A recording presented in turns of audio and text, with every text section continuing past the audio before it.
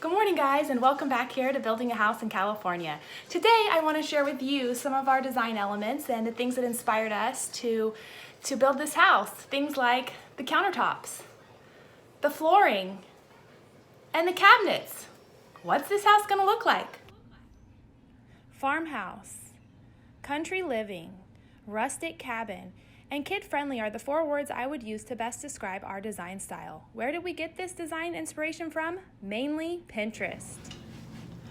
By far, the thing I use the most to find design inspiration is Pinterest. I love Pinterest. I use it for everything.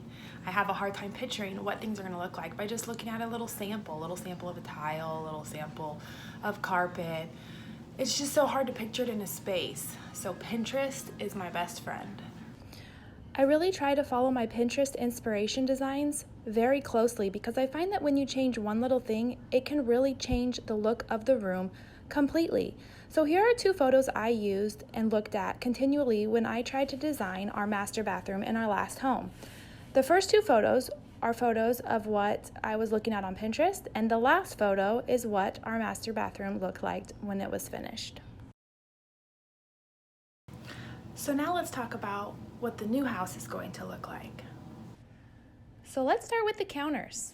Here is the sample we chose for our new counters. Here is a similar looking countertop that I found on Pinterest.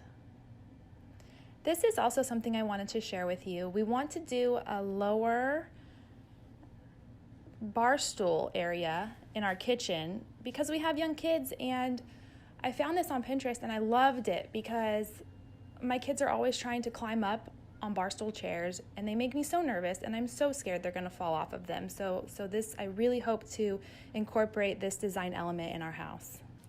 Next, let's go to the backsplash. Here's the sample we chose for the backsplash. Very rustic, very farmhouse.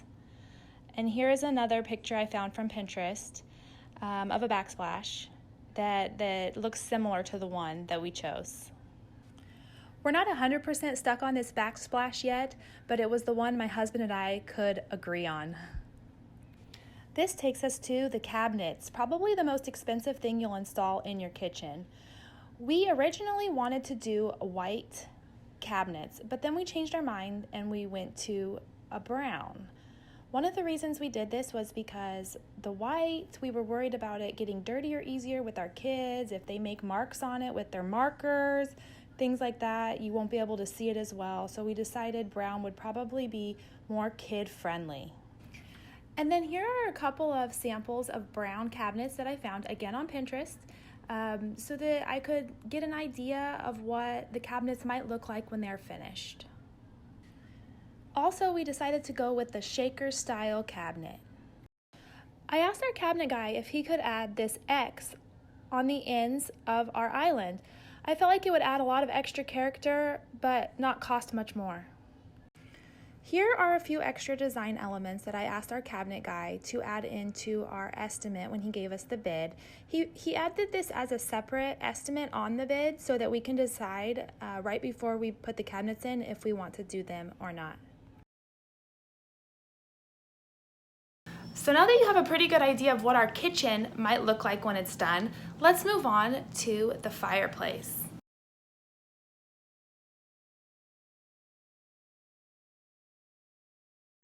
This is one area we decided to cut money out of in our budget. So originally we were going to do a stone fireplace. We have a vaulted ceiling in the living room. We were going to do a stone fireplace all the way up the vault.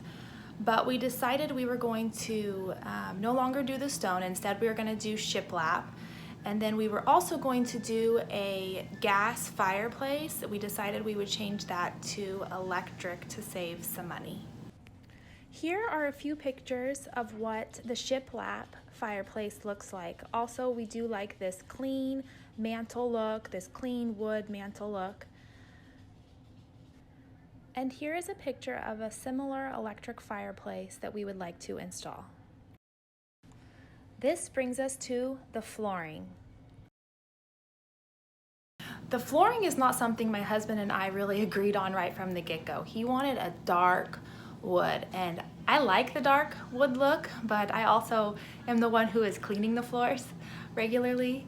And our last house had dark floors and I loved them. They were really nice when they were clean, but oh my goodness, one day with our kids running around, they were so messy in one day, and I felt like, you know, anytime someone was gonna come over, I had to hurry up and get out the mop and clean them real good. And this is gonna be a pretty big house that we're building, so I'm not so sure about the dark floors because I'm not gonna be able to do it real quick in this house.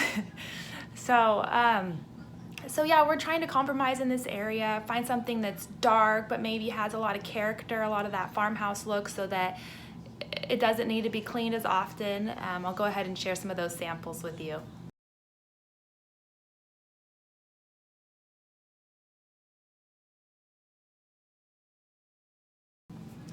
Now in the living room and all of the bedrooms, we have decided to do carpet. I'm not sure if I'm going to regret this later on, but we figured either way, we either do carpet or we buy rugs for every single room because we're still gonna want that homey feel, that comfy feel. So we decided we're just gonna go ahead and do carpet. I did look up a few pictures on Pinterest. I couldn't really find a good picture of an open floor plan living room that has carpet and has like that line around where the open living room will be. But we're still gonna go ahead and go for it. We think it will be easier. We have a very large wraparound couch. We think it will be nice with our couch to just be able to put it on top of carpet instead of trying to manipulate it around a rug and worry about scratching the floors. So here's the sample of carpet that we chose. Now, although the laminate flooring says that it's watertight and waterproof, it still makes us nervous to put this flooring in the laundry room and the bathrooms. We've decided to go with tile in these rooms. We went ahead and picked out a tile that looks fairly similar to concrete. I'm not a huge fan personally of grout and grout lines just because we did a lot of projects on our last home and I had issues with the grout cracking, and I didn't feel like it turned out super great. So now I'm gonna have them put the tile right up to each other and hopefully get that kind of concrete floor look in the bathrooms and in the laundry room. Let me show you what we're thinking. This is the sample tile we picked out from the store. It looks a little darker. I think it was from the lighting. It was a little more gray and a little less brown.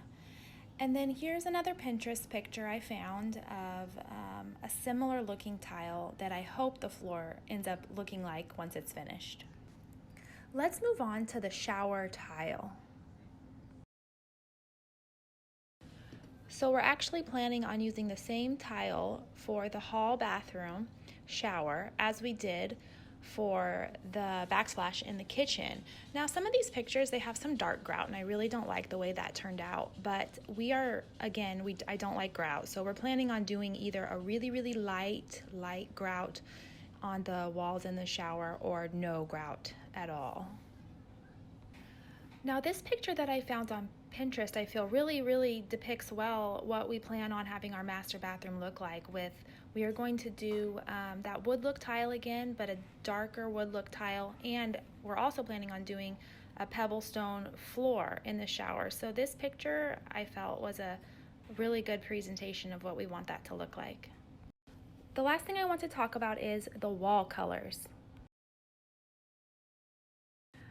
I'm not a huge fan of a lot of bright colors on the walls. I like to keep things fairly neutral and easy to match if I decide to put pops of color into rooms with other elements. So there you have it. That's a little bit about me and my style and what this house is gonna look like. So if you enjoyed this video, please subscribe and continue following me as I build a house in California. See you later.